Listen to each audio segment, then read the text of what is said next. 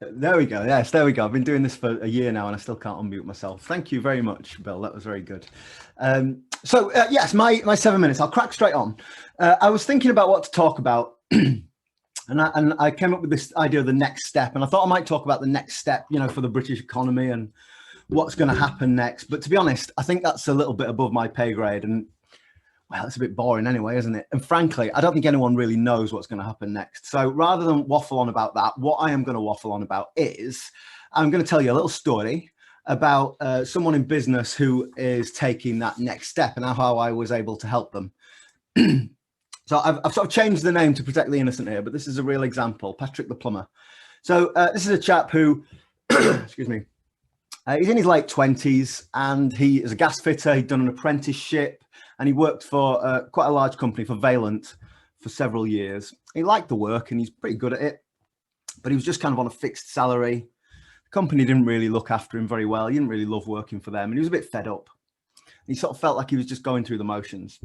So in late 2019, he took that next step and he decided to set up on his own.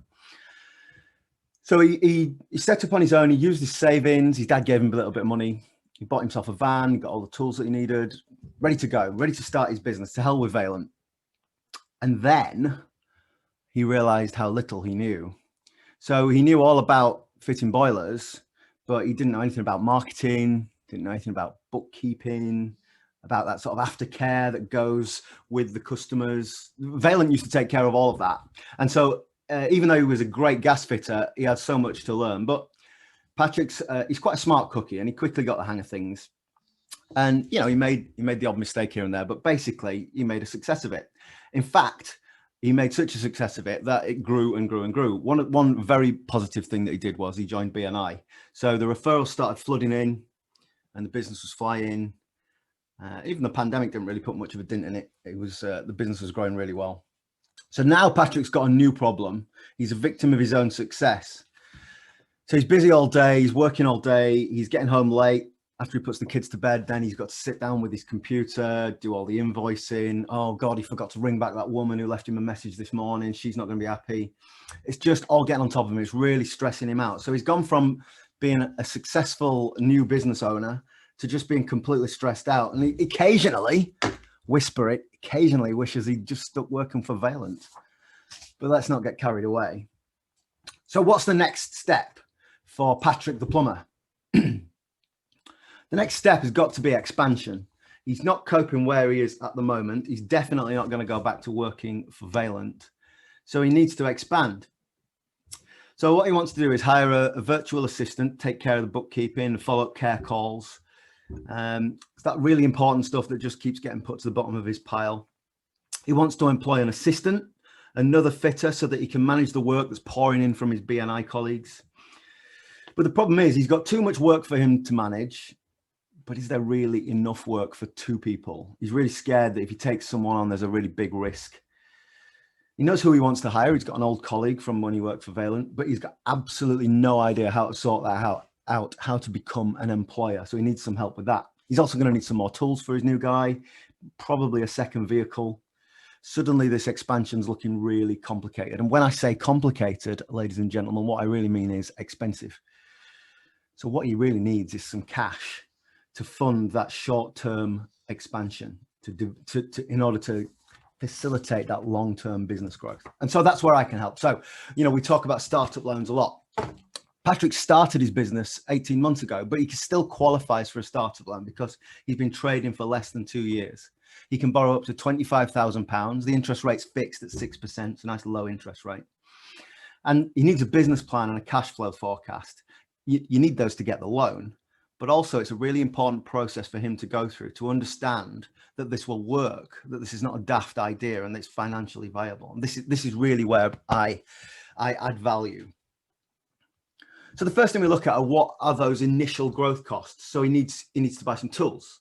He needs to buy that vehicle. He's going to need to go see Danny and get some workwear for his new colleague. So let's say we add all of that up. What do I need on day one? Let's say it comes to £10,000. So we should borrow £10,000, right? Well, that might not be enough. Remember, we talked about he's going to have extra ongoing costs. The biggest ongoing cost is going to be the wages for his new assistant. but also not just his wages. He's going to have to pay national insurance for him. He's going to have to pay petrol for him, for his cost. He's going to have to pay this new guy's phone bill. He's also going to be paying that virtual assistant. Remember, he's going to be bringing in someone else to help him. He's probably going to be paying. Gareth. Okay, he's probably going to be paying Paul Addy to manage his HR. There's going to be more expense involved. Now he's running a payroll. Maybe his insurance is going to be more. There's every possibility that his business is going to make a loss next month, and maybe for a couple more months.